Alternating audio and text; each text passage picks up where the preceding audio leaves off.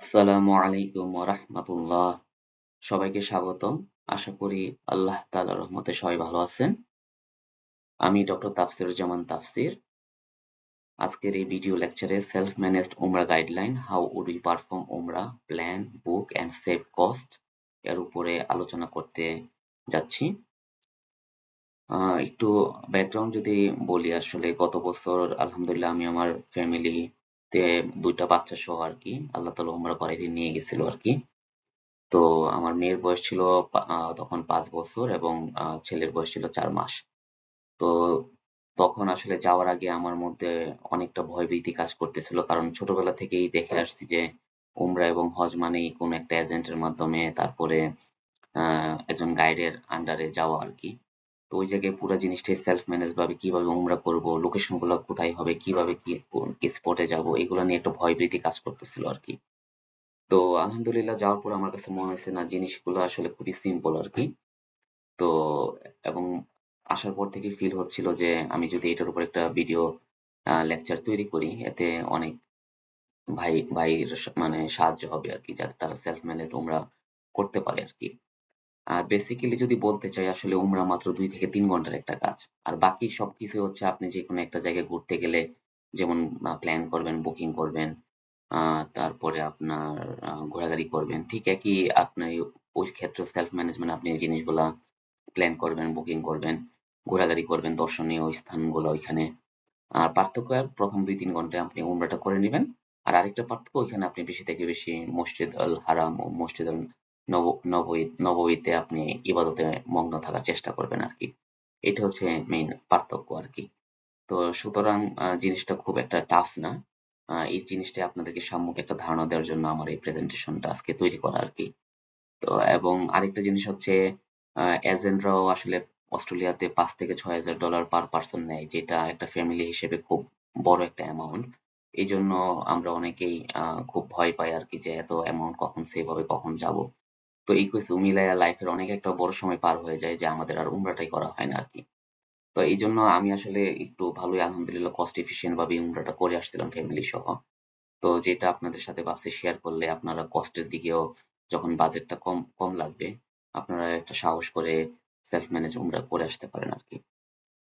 তো বাকি প্রেজেন্টেশনের আউটলাইনটা হচ্ছে, আজকে ১ম এ আমি একটু আ গাইড করবার চেষ্টা করব যে how to find the locations to perform উমরা স্টেপ বাই স্টেপ, যে উমরার বিভিন্ন স্টেপ গুলা প্লাস আপনি ওই কাজগুলা কোথায় করতে হবে এবং কিভাবে আপনি লোকেশন গুলা ইজিলি ফাইন্ড আউট করতে পারবেন আরকি।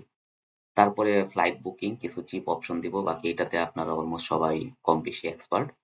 আর অ্যাকোমোডেশন ইন মক্কা এবং মদিনাতে কিছু হোটেল প্রেফারেন্স নিয়ে আলোচনা করব। তারপরে সাইট সিইং এবং transportation, local car agent booking, আ কিন্তু চিপ, এরকম কিছু আলোচনা আসবে। এবং এর একটা কস্ট ব্রেকডাউন দেওয়ার চেষ্টা করব আরকি। যে সেলফ ম্যানেজ করে যে একটা কম বাজেটেও আসলে ভালো লেভেলের উমরাটা করে চলে আসা যায় ফ্যামিলি সহ।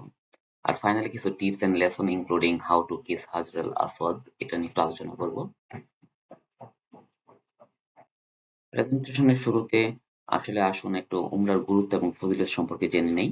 উমরা একটি গুরুত্বপূর্ণ ইবাদত, যার নরমাল মিনিং হচ্ছে কোনো একটা দর্শন পরিদর্শন বা জিয়ারত করতে যাওয়া। আর ইসলামের শরীয়তের পরিভাষায় একমাত্র আল্লাহ তাআলার সন্তুষ্টি অর্জনের জন্যই বছরের যে কোনো সময় উমরার নিয়তে মিকাত থেকে ইহরাম করে মসজিদুল হারামে গমন করে নির্দিষ্ট কিছু কর্মকাণ্ড সম্পাদন করাকে উমরা বলা হয়। আর ফজিলত সম্পর্কে বিভিন্ন হাদিস আসছে। এর মধ্যে আ একটি হাদিস হচ্ছে আবু হুরায়রা রাদিয়াল্লাহু তাআলা আনহু থেকে বর্ণিত। রাসূলুল্লাহ সাল্লাল্লাহু আলাইহি ওয়াসাল্লাম বলেছেন, "এক উমরা থেকে পরবর্তী উমরার মধ্যবর্তী সময়ে যা কিছু পাপ সগীরা কাজ করবে তার জন্য কাফফারা বা প্রায়শ্চিত্ত হয়।" আরেক হাদিসে আসছে, রমজান মাসে একটি উমরা আদায় করা একটি ফরজ হজ আদায় করার সমান, অথবা হুজুর সাল্লাল্লাহু আলাইহি সাল্লামের সাথে একটি হজ আদায় করার ন্যায়। আর বয়স্ক, দুর্বল, শিশু ও নারীর জিহাদ হলো হজ ও উমরা পালন করা। আরেক হাদিস আছে, আল্লাহর পথে জিহাদকারী এবং হজ ও উমরা পালনকারী আল্লাহ তাআলার মেহমান। আর আর এখানে আরেকটা জিনিস আমি সবাইকে রিকমেন্ডেশন করতে চাই, যে উমরা এবং হজের আগে অবশ্যই কিছু ভালো আলেম ওলামাদের কিতাব পড়ে নেওয়া। এর কারণ হচ্ছে আপনি কিছু কাজ ওইখানে সম্পাদন করবেন ঠিক আছে, কিন্তু এটাকে কত সুন্দর করা যায় এর জন্য আসলে আপনার ওই কিতাবগুলোর নলেজ খুবই প্রয়োজন আরকি। তো এখানে আমি কিছু রিকমেন্ডেড কিতাব লিখে দিলাম, দিয়ে দিলাম। বাকি আপনারা আলেমদের সাথে পরামর্শ করে আপনারা আহ, অন্যান্য কিতাবও পড়ে নিতে পারেন। আমার সাজেশন হচ্ছে অ্যাটলিস্ট 1 থেকে 2টা কিতাব পড়ে তারপরে হজে যাওয়া। এখন আসুন আমরা একটু উমরার পালনের বিভিন্ন নিয়ম ধাপে ধাপে দেখে নিই। আহ, মসজিদুল হারামে প্রবেশ করা থেকে শুরু করে তাওয়াফ সাই হালাল হয়ে উমরা সম্পন্ন করতে 2 থেকে 3 ঘন্টা সময় লাগে মাত্র। সুতরাং এই যে আমি আগেই বলছিলাম যে আপনারা এটা নিয়ে খুব একটা ভয় পাবেন না।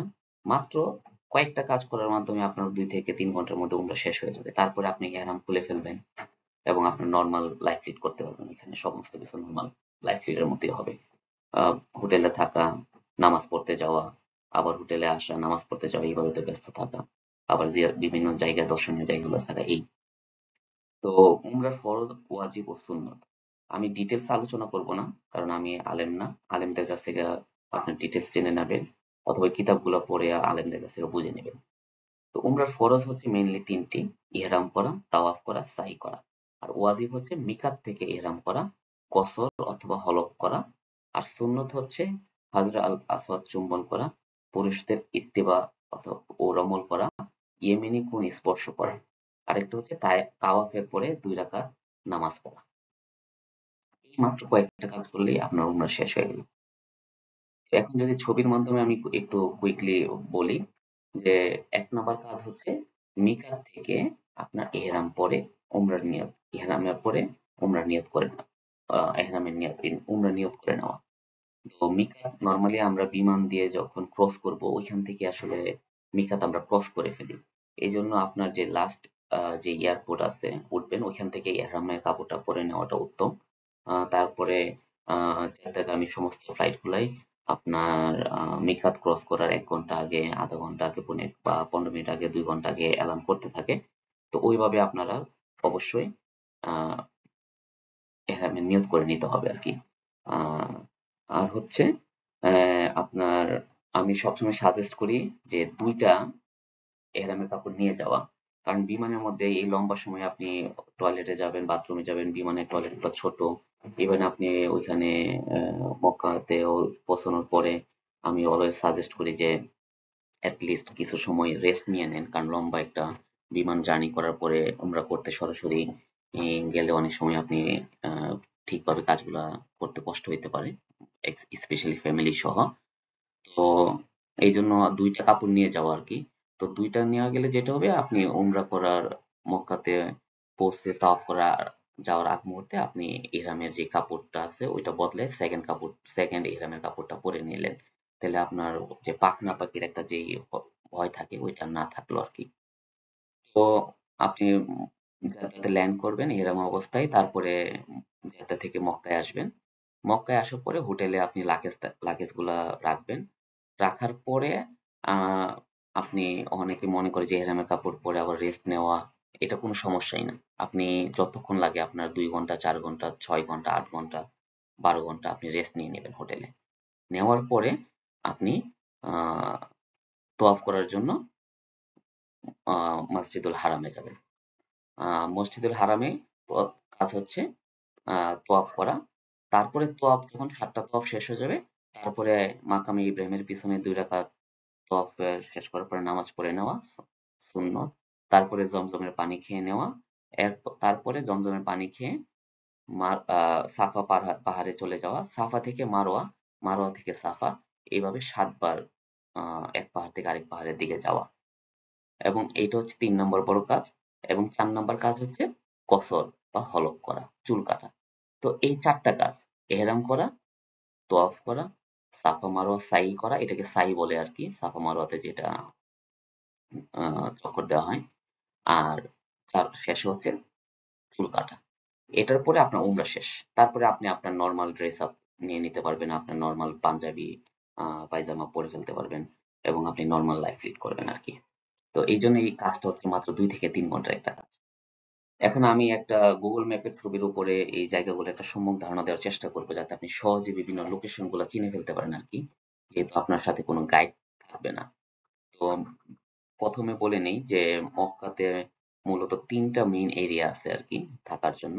একটা হচ্ছে ইব্রাহিম আল খলিল রোড এর উপর, যেটা কবুতর চত্বর নামে খুব জনপ্রিয় বাংলাদেশে। তারপরে আজিয়াত, আরেকটা হচ্ছে তাইসির।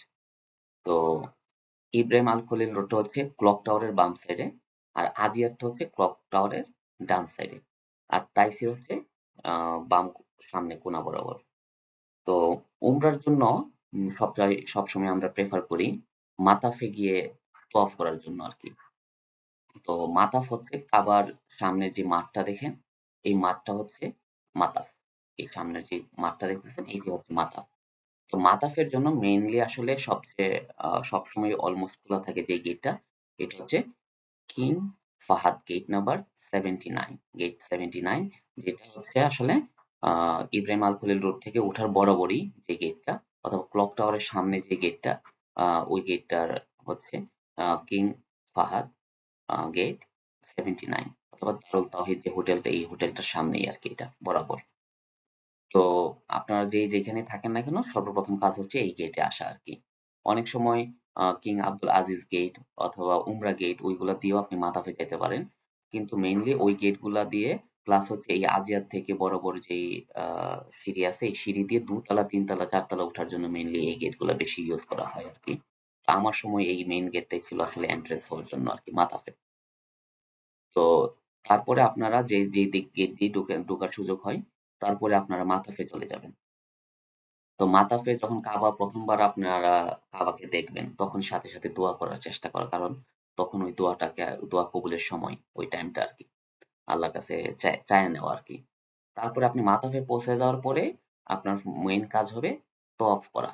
তো তওয়াফ শুরুর আগে আমি যেটা বলবো, আপনি আপনার ফ্যামিলি মেম্বারের সাথে এই একটা নির্দিষ্ট পিলার অথবা একটা গেট, এখানে বিভিন্ন জায়গাতে বিভিন্ন গেটের নাম লেখা আছে, যে কোনো একটা জায়গাকে ইন্ডিকেট করে দিবেন আর কি, যে আমরা যদি তওয়াফ করার সময় কোনোভাবে হারিয়ে যাই, তাহলে আমরা এই তওয়াফ শেষ করে ফেলবো, আমরা শেষ করে এই গেটটার এখানে এসে দাঁড়াবো।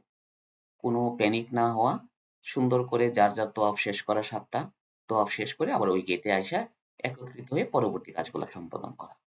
তো আর ফ্যামিলি গেলে সবসময় আমি প্রেফার করব সবসময় কাবার ক্লোজে আর কি ভিড় বেশি থাকে।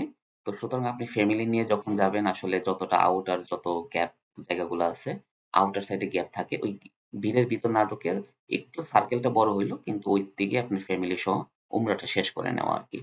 তারপরে উমরা শেষ করে আপনি আরেকবার যদি আসতে চান পরবর্তীতে সেকেন্ড উমরার জন্য, আপনি এসে তখন হাজরে আসওয়াদকে চুমা দেওয়া অথবা আপনি কাছাকাছি যাওয়া, এই বাকি ইচ্ছাগুলো পরে পূরণ করে নিতে পারেন। তো ফ্যামিলির সাথে যাওয়ার সময় এই রিস্ক গুলাতে না যাওয়া আর কি, সুন্দরভাবে উমরা করাটাই আপনারা প্রায়োরিটি দিবেন আর দেওয়া হচ্ছে।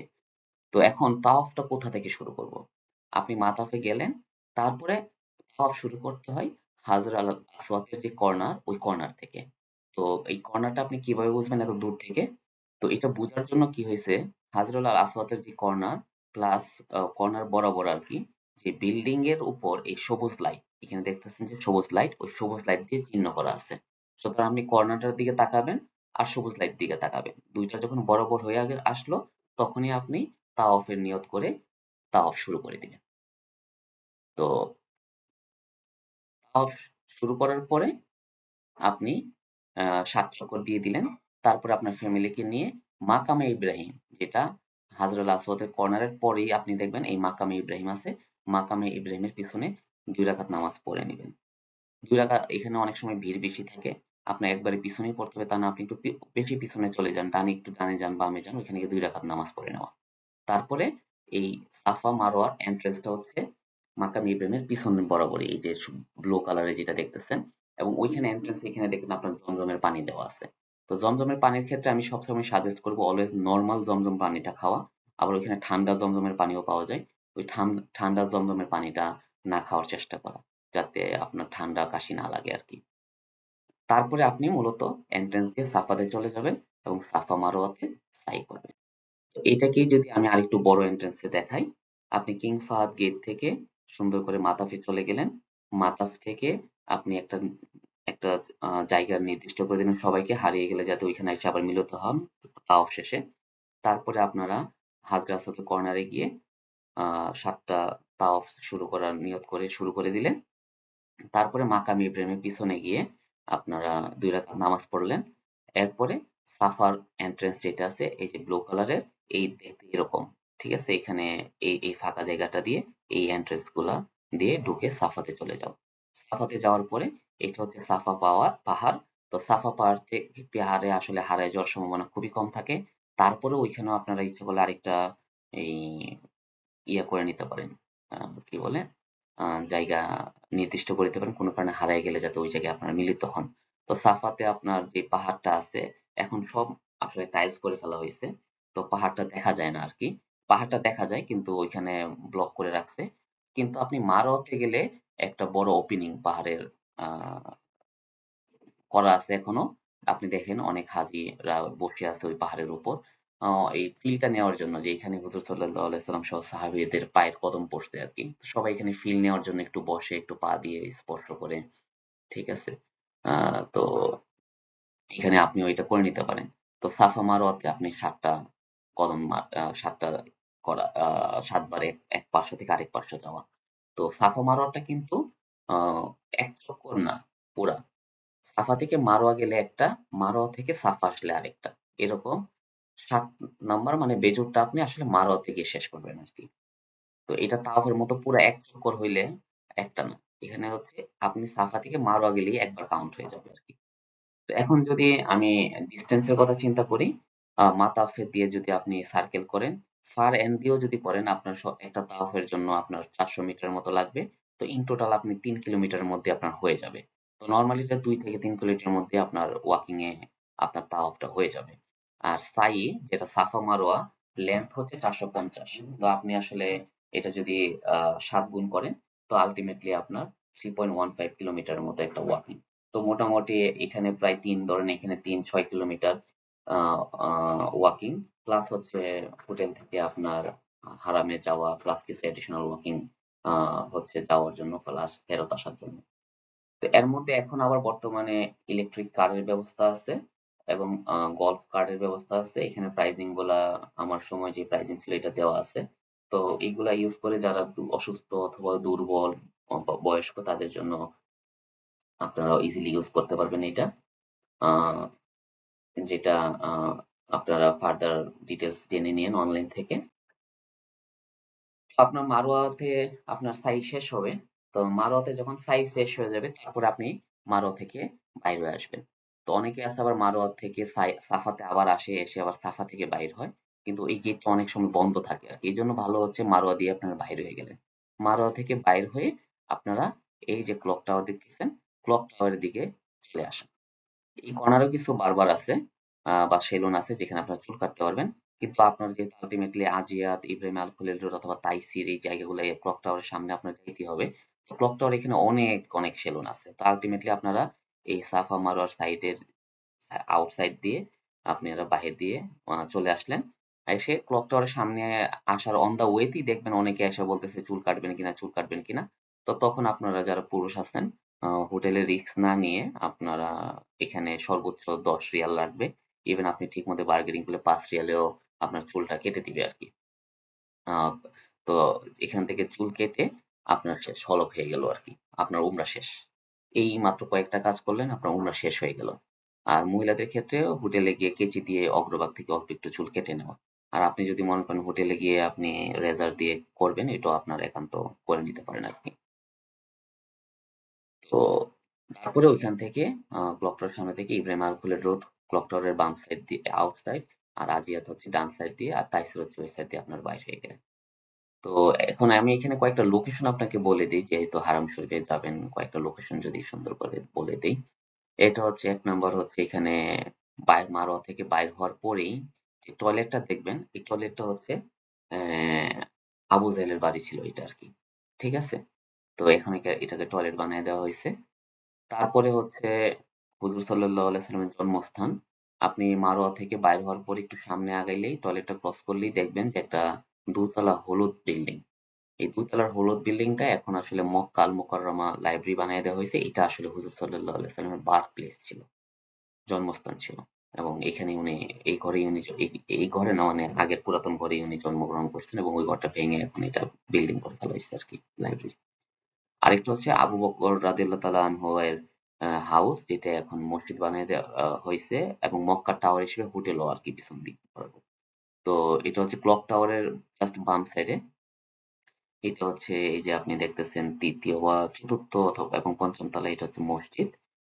মসজিদ আবু বকর রাদিয়াল্লাহু তাআলা আনহু। এবং এর পিছনে আপনার সুপার মার্কেট আছে। এখানে আপনি সুপার শপ, পুলিশের মতো সুপার শপ গুলা পাবেন। প্রয়োজনীয় জিনিসপত্র স্টলার থেকে শুরু করে আপনি হুইল চেয়ারও পাবেন এখানে। প্লাস এটা মক্কা টাওয়ার একটা বড় হোটেল আরকি। তো এবং ইন্টারেস্টিংলি বিষয় হচ্ছে মসজিদুল আবু বকরের নামাজটা তারা আসলে হারামের ইমামের পিছনে একসাথেই নামাজ পড়া হয়, যেহেতু এটা কাবা চত্বরের লাগোয়া আরকি। সুতরাং এখানে নামাজ পড়লেও আপনার আলটিমেটলি হারাম শরীফের ইমামের পিছনেই নামাজ পড়া হবে আরকি আপনার। তো এখন আসুন চলে যাই ওভারঅল একটা প্ল্যানিং এ। তো ওভারঅল প্ল্যানিংটা যদি আলোচনা করি, যে নরমালি ট্রাভেল পিরিয়ড মানুষ 5 nights in Mecca, 5 nights in Medina রাখে আরকি। ট্রাই করা অ্যাজ আর্লি অ্যাজ বুক করা আরকি। এটলিস্ট ৩ মাস আগে বুক করে ফেলার চেষ্টা করা, যাতে বুকিং গুলো একটু চিপার হয়। আর ওই ক্ষেত্রে আপনি এজেন্ট ইউজ না করে সেলফ ম্যানেজ করার একটা যে লাভ, ওই লাভটা আপনি ভালো পাবেন আরকি। আর কিছু মেইন টুলস বলতে আমি অলওয়েজ চেষ্টা করছি যে, মানে কমন টুলস যারা আসলে সামারাইজ করে বিভিন্ন ওয়েবসাইটের কস্টিং গুলাকে, ওইখানে দেখে তারপরে ওই পার্টিকুলার ওয়েবসাইটে গিয়ে বুক করা। এর মধ্যে গুগল ফ্লাইট, স্কাই স্ক্যানার, ট্রিপ.কম, এগুলো স্কাই স্ক্যানার, এই দুইটা হচ্ছে ফ্লাইট চেকিং এর জন্য কস্ট ইফেক্টিভ। ইভেন মোমোন্দো নামের আর একটা আছে, ওইটাও আছে। তারপরে ওইখান থেকে দেখে যেখানে চিপ পাচ্ছি ওইখানে গিয়ে আমি হোটেল ফ্লাইট গুলো বুক করার চেষ্টা করছি। আর হোটেলের জন্য গুগল ম্যাপে গিয়ে হোটেল লিখে সার্চ দিলে হোটেল কোন কোথায় সস্তা একটা রাফ আইডিয়া দেওয়া হয়। তারপরে যদি ট্রিপ.কম, বুকিং.কম অথবা আগোড়া.কম, যেখানে আসলে সস্তা দেখাচ্ছে ওইখানে গিয়ে বুকিং গুলো করছি। আর লোকাল বুকিং বলতে ওইখানে একটা লোকাল ট্রাভেল এজেন্টের কাছ থেকে আমি সাইট সিইং এর জন্য গাড়ি ভাড়া করছি, প্লাস মক্কা থেকে মদিনা যাওয়ার জন্য। এখন আসেন অস্ট্রেলিয়া থেকে কিছু চিপ হোটেল ফ্লাইট বুকিং এর আলোচনা করি। তো আপনার ওয়ান স্টপে যদি আপনি যাইতে চান অস্ট্রেলিয়া থেকে, তাহলে Malaysian airlines, Qatar Airways, Etihad, তারপরে এমিরেটস, এগুলো হচ্ছে ওয়ান স্টপের ফ্লাইট আছে। তো বাকি এগুলো একটু এক্সপেন্সিভ হয়, নর্মালি $২৫০০-২৬০০ পার পার্সন লাগে আর কি। আরেকটা আছে ওমান এয়ার, কিন্তু ওইটার ক্ষেত্রে টু স্টপ। তো বাকি এটার একটা সুবিধাটা হচ্ছে, যদি আপনি ওমান এয়ারে কাতার ওমান এয়ারও করেন, কিন্তু অস্ট্রেলিয়া থেকে ওমান এয়ারের কোনো ফ্লাইট নাই। তো ওরা কি করে, অস্ট্রেলিয়া থেকে আইদার কাতার এয়ারওয়েজ অথবা মালয়েশিয়ান এয়ারওয়েজে এখান থেকে কাতার এবং মালয়েশিয়াতে নিয়ে যায়। তারপরে ওইখান থেকে ওমান এয়ার তাদের ফ্লাইটে কানেক্টেড করে তাদের যে রাজধানী মাস্কট আছে, মাস্কটে নিয়ে যায়। ওইখানে সেকেন্ড স্টপ দিয়ে মাস্কট থেকে আপনাকে জেদ্দাতে নামায় দেয়। তো আপনি যদি ওমান এয়ারে গিয়ে কাতার এয়ারওয়েজ এর থ্রুতে টিকেট ওরা কেটে দেয়, তাহলে আলটিমেটলি আপনার কিন্তু মেইন ফ্লাইটটা ১৩ ঘন্টা এখান থেকে আপনি কাতার এয়ারওয়েজে যাচ্ছেন, কিন্তু টাকা দিচ্ছেন কিন্তু ওমান এয়ারকে অনেক কম। বাকি একটার অসুবিধা এই যে ২ টা স্টপ আপনার আবার মাস্কটে যাবে। কিন্তু আপনি ইচ্ছা করলে ওই মাস্কটের ট্রানজিটটা লম্বা সময় নিয়ে ওই মাস্কটটা আপনি ঘুরে দেখতে পারেন। খুবই সুন্দর শহর।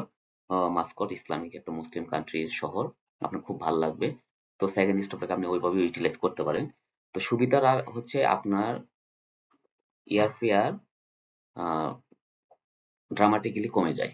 যে আপনি ১৭০০-১৮০০ ডলারের মধ্যে ওই টিকেটটা কাটতে পারবেন। তার মানে পার পারসন আপনার অ্যারাউন্ড $800, ইভেন $900 আপনি সেভ করতে পারবেন।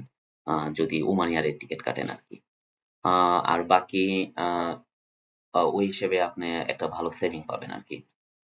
তো ওই হিসেবে আমি যদি হিসাব করি, আ আ আপনার এয়ার ফেয়ার আপনি রাফলি ধরে নিতে পারেন যে আপনার ১৭০০ থেকে ২৬০০ র মতো লাগবে আরকি। তো ওয়ান স্টপে গেলে অ্যারাউন্ড ২৬০০ ধরেন, আর সিঙ্গেল হলে ১৭০০ র মতো আরকি।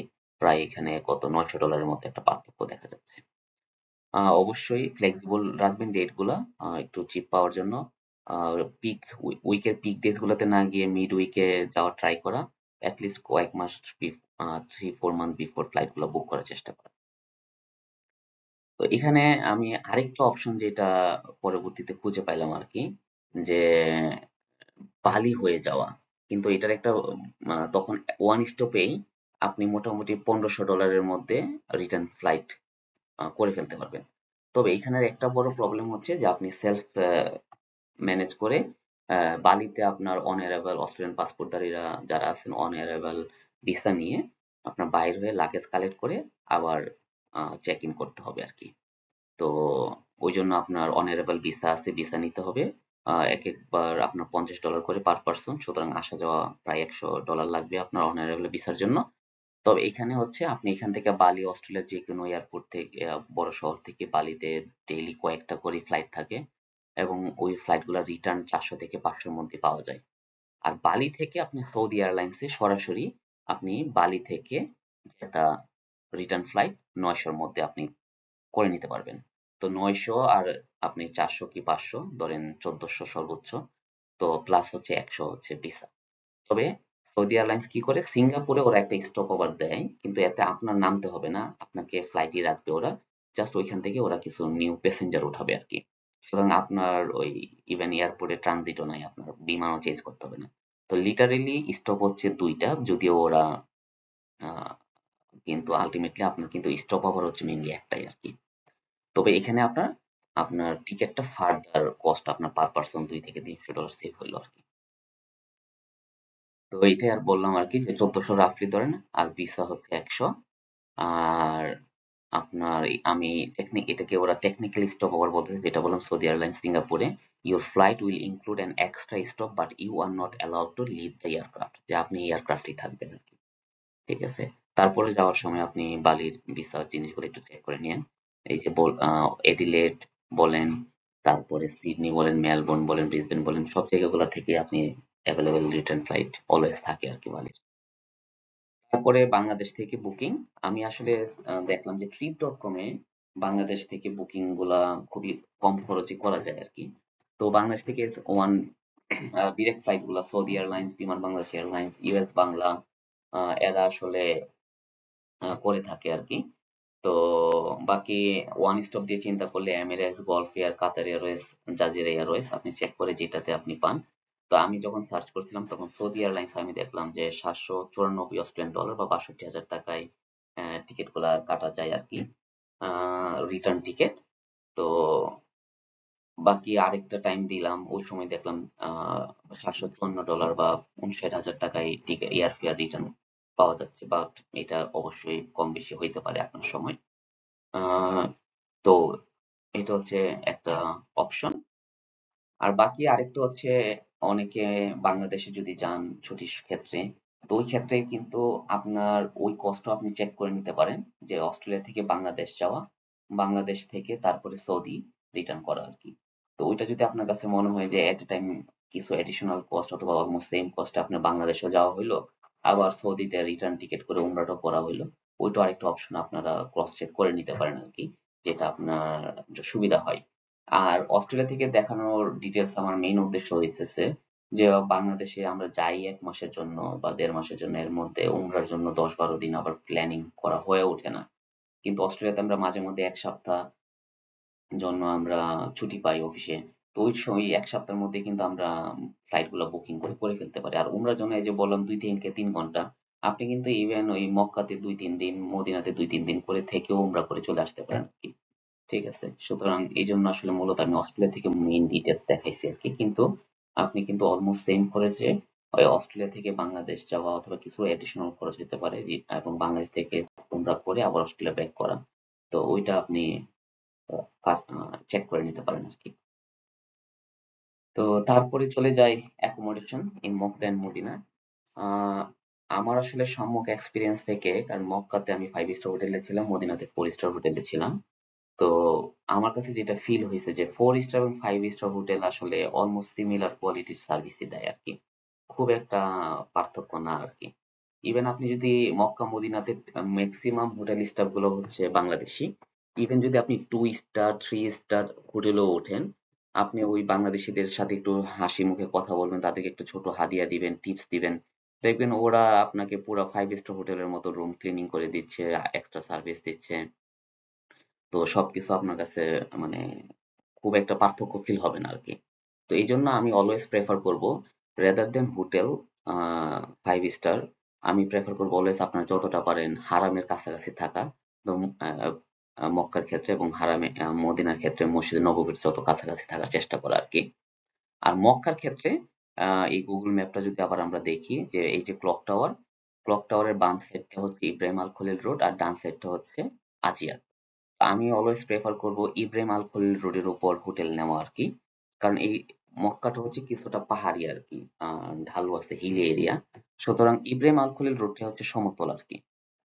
এবং এই রুটের উপর প্রচুর বাংলাদেশি রেস্টুরেন্ট এবং পাকিস্তানি রেস্টুরেন্ট আছে, আপনার খাওয়া দাওয়ার জন্য খুব আরাম হবে। প্লাস হচ্ছে এই রুটের উপর বাংলাদেশি অনেক ভাইয়ের কাপড়ের এবং খেজুরের দোকান আছে, তো আপনার শপিং এর ক্ষেত্রেও অনেক সুবিধা হবে আর কি। তো এই জন্য আপনি ইব্রাহিম আল খলিল রোডের উপর হোটেল নিলে খুব ভালো। প্লাস রোডটা যেহেতু সমতল, আপনি খুব ইজিলি আরামে ওয়াকিং ডিস্টেন্স গুলা হেঁটে চলে যেতে পারবেন আর কি। আর বাকি আজিয়াতেও কাছাকাছি হোটেল অনেক আছে। প্লাস হচ্ছে তাইসিরও কাছাকাছি কিছুটা হোটেল, তবে তাইসির তুলনামূলক আরেকটু দূরে আর কি। আর এখানে দেখেন আহ হোটেলস বাস স্টপ, কিছু ভালো 5 স্টার হোটেল আছে, 4 স্টার হোটেল আছে পিছনে থাকে একটু দূরে, 10 মিনিট বাস ওয়ে। তো তারা কি করে, মানে এখানে একটা বাস স্টপ আছে তাদের জন্য ডেডিকেটেড করা, তারা ক্লক টাওয়ারের পিছনে আর কি, আন্ডারগ্রাউন্ডের সামনে বাস স্টপে তাদের হোটেলের লোকগুলাকে নামায় দেয়। এবং ওইখান থেকে আপনি জাস্ট আন্ডারগ্রাউন্ড দিয়ে, ক্লক টাওয়ারের আন্ডারগ্রাউন্ড দিয়ে আপনি মক্কার হারাম হারাম শরীফের ফিল্ডে চলে আসতে পারবেন আর কি। তো এটা যদি আরেকটু বড় ম্যাপে দেখাই, এই যে এখানে ইব্রাহিম আল খলিল রোডের হোটেলগুলাই এই রোডটা, ক্লক টাওয়ারের বাম সাইড দিয়ে। তারপরে আজিয়াতের হোটেলগুলো হচ্ছে এই দিকগুলা। আর এই আহ, আজিয়াতের হচ্ছে এই এলাকাগুলি। তারপরে এইটা হচ্ছে আপনার তাইসের এরিয়া। তো এই তিনটা মেইন হোটেলের এরিয়া, আরো অন্যান্য জায়গায় কিছু হোটেল আছে আর কি। আর এই হচ্ছে হোটেলের বাস স্টপ গুলো আর কি, যেখানে বাসগুলোর নাম আছে। এখন আমি আসলে আমার রিকমেন্ডেড ২ টা হোটেল বিষয়ে আলোচনা করব আর কি। তো আমি মূলত বকু মক্কা বাই ইন্টারকন্টিনেন্টাল হোটেল গ্রুপের 5 স্টার হোটেলে ছিলাম আর কি ওখানে।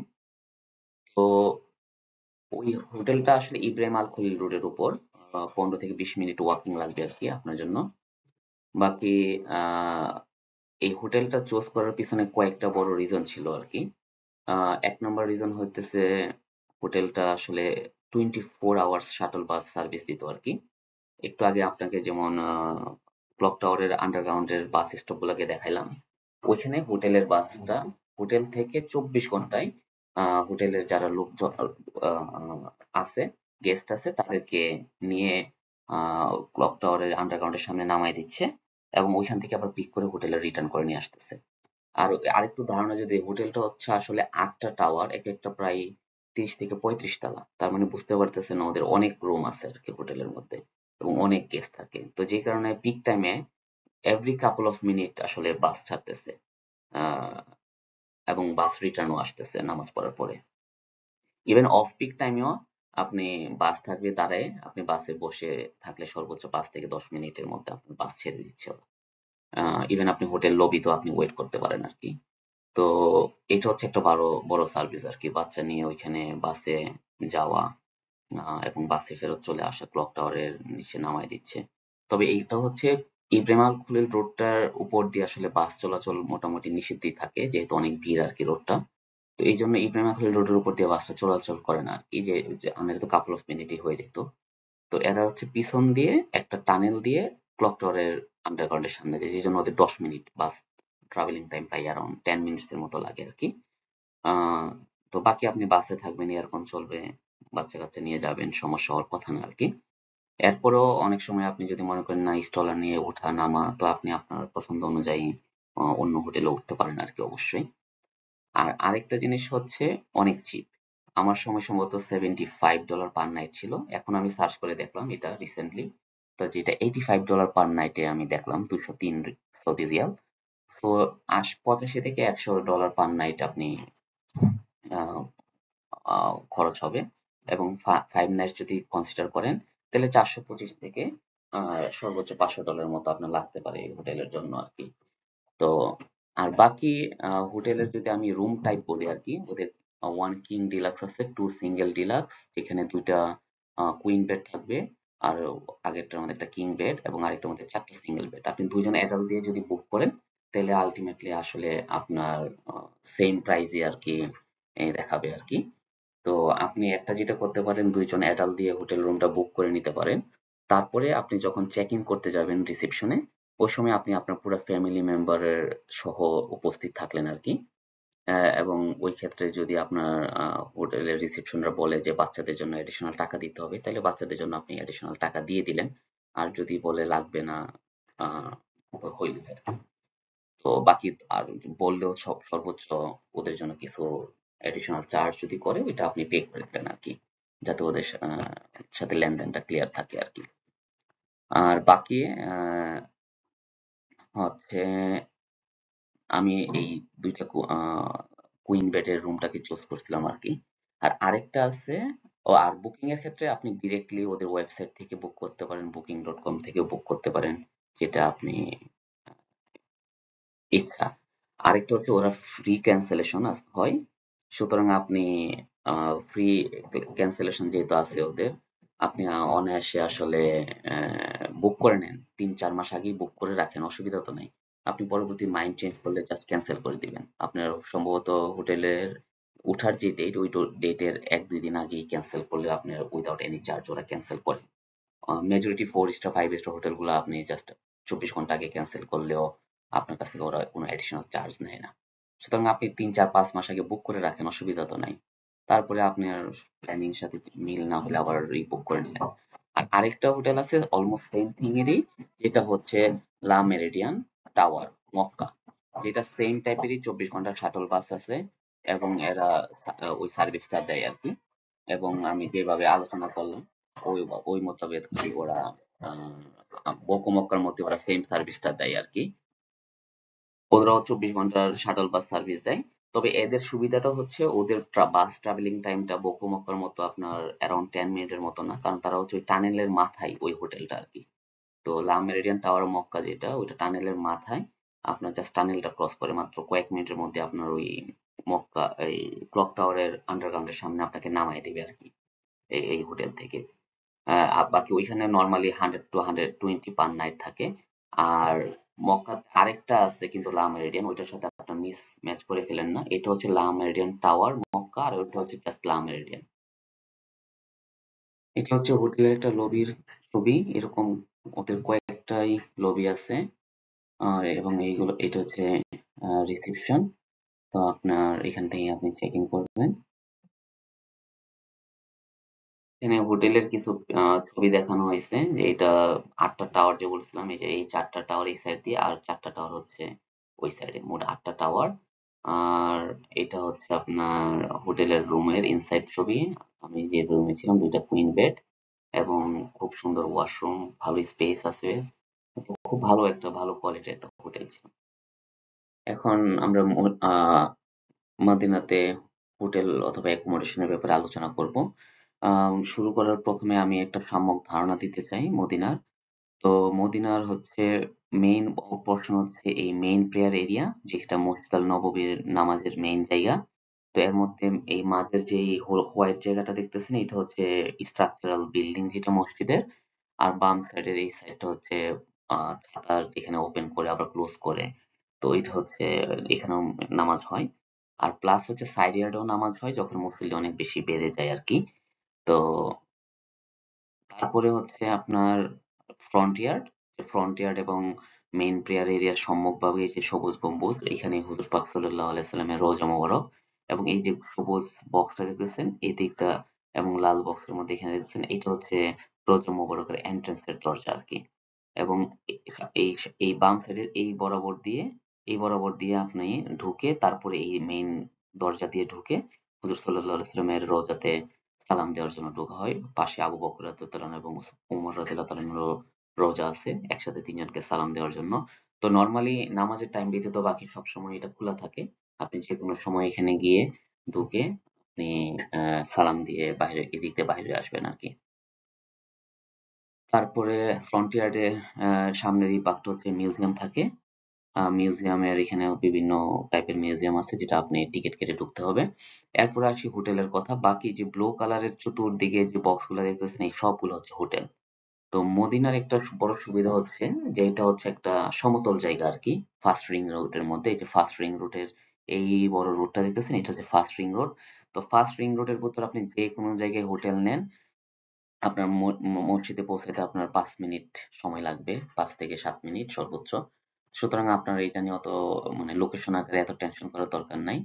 হ্যাঁ, তবে অলওয়েজ আমি প্রেফার করব আপনার যদি হোটেলটা এমন জানালা দিয়ে আপনি সবুজ গম্বুজটা দেখতে পারেন, এটা একটা আলাদা ফিলিংস দেয় আর কি। তো ওইটা, এছাড়া বাকি এই পিছন বাগটাতে আরেকটু প্রেফারেবল, কারণ পিছন থেকে আপনি যে সামনের দিকে আগাইলেই নামাজের জায়গা পেয়ে যাবেন।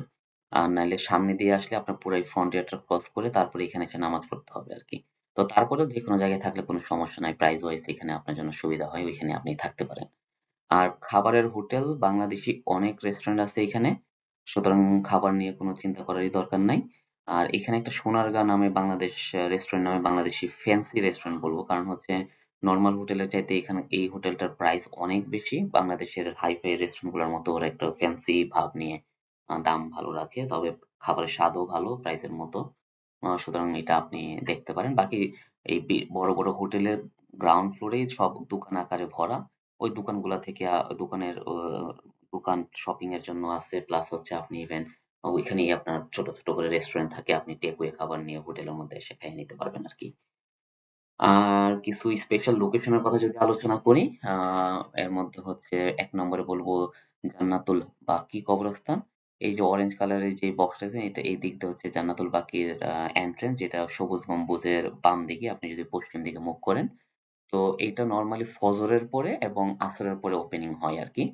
সুতরাং আমি যেটা অলওয়েজ সাজেস্ট করব, আপনি আসরের এবং ফজরের নামাজটা আপনি এই বাম পাশে কোথাও এক জায়গায় পড়ার জন্য আরকি। তাহলে আপনি পড়ার পরে আপনি কুইকলি দরজায় চলে যেতে পারবেন। অন্য যেকোনো জায়গায় গেলেও সালাম ফেরানোর সময় পরে যদি আপনি জলদি কদমে চলে যান, তাও আপনি গেট খোলা পাবেন। কারণ একটা সার্টেন টাইম পরে ওরা গেটটা বন্ধ করে দেয় আরকি। এবং এই কবরস্থানটা জান্নাতুল বাকি কবরস্থান খুবই ইসলামের মধ্যে একটা উত্তম জায়গা জিয়ারতের জন্য। যেখানে কিনা বড় বড় সাহাবী থেকে শুরু করে মানে অনেকেরই কবর এখানে রয়েছে আরকি। ইভেন কয়েকজন উম্মুল মুমিনিন হুজুর সাল্লাল্লাহু আলাইহি ওয়াসাল্লামের বিবিগণেরও কবর আছে আরকি এখানে। তো এটা জিয়ারত করতে পারেন। তারপরে মসজিদ ওমর বিন খাত্তাব রাদিয়াল্লাহু তাআলা আনহুর একটা নামে একটা মসজিদ আছে, মসজিদ আল গামামা। যেখানে ঈদের জামাত হইতো আরকি হুজুর সাল্লাল্লাহু আলাইহি ওয়াসাল্লামের সময়। তারপরে মসজিদ আবু বকর রাদিয়াল্লাহু তাআলা আনহুর একটা, মসজিদ আলী বিন আবি তালিব। তারপরে সাইড ইয়ার্ডের পিছন বাম দিকে সেই পিছন বরাবর যেটা, এখানে হচ্ছে একটা ছোট্ট বক্স আকারে ঘেরাও করা ছিল। আমার সময় টেম্পোরারি ক্লোজ ছিল এটা। এটা হচ্ছে আ সুকাইফাত বানি সাইদা, যে বনি সাইদার এলাকা ছিল। তো এখানে আবু বকর রাদিয়াল্লাহু তাআলা আনহু যখন ইসলামের প্রথম খলিফা হিসেবে খেলাফতের জন্য বাইয়াত নেয়, হাতে হাত ধরে সবার কাছ থেকে, তখন এই জায়গাতেই উনার ওই বায়াতটা হয়েছিল আরকি। এইজন্য এই জায়গাটা খুবই ইসলামের তাৎপর্য বহন করে। আর মসজিদ ইমাম বুখারী রাদিয়াল্লাহু তাআলা রহমাতুল্লাহ আলাইহির নামে এই মসজিদটা এখানে। এই জায়গাতেই বুখারী শরীফের একটা বড় অংশ উনি ইমাম বুখারী রহমাতুল্লাহ আলাইহি লিখছেন। তাই ওনার এই জায়গাতে একটা মসজিদ বানানো হইছে। তো ওভারঅল এই হলো কয়েকটা জিনিস।